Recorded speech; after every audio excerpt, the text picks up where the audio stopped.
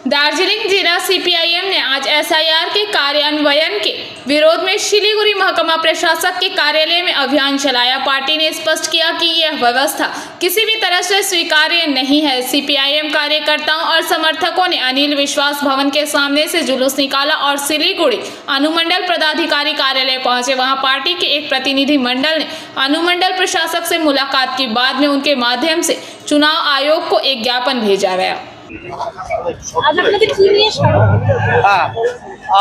আমরা আজকে পার্টি থেকে এসআইআর নিয়ে গোটা দেশ জুড়ে বিহারের ইলেকশনের পরে যে এসআইআর শুরু করে 65 লাখ মানুষের নাম বাদ দিল, তারপরে হচ্ছে একটা দেশের সব জায়গায় মানুষের মধ্যে একটা আতঙ্ক ছড়িয়ে গেছে।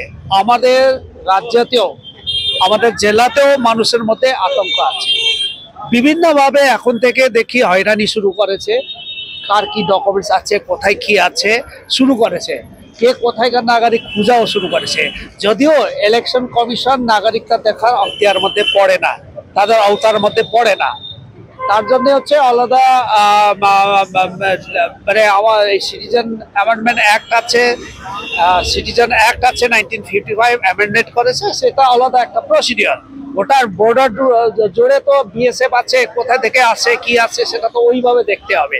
কিন্তু আমরা আজকে পরিষ্কার বলেছি, আমাদের সাধারণ মানুষ, গরিব মানুষ বিভিন্ন জায়গাতে বসবাস করে, যাদের এই ভোটার লিস্টে নাম নথিভুক্ত আছে, একটা নামও এসআরসি নামে, এসআইআর নামে কিংবা এনআরসি নামে বিভিন্ন ধরনের এই হয়রানি দিয়ে একটা নামও বাদ দেওয়া যাবে না। জেনুইন ভোটার্সদের নাম যে নথিভুক্ত আছে তাদেরকে বাদ দেওয়া চলবে না, সেটা আমরা পরিষ্কার। Bureau report, PVTV news.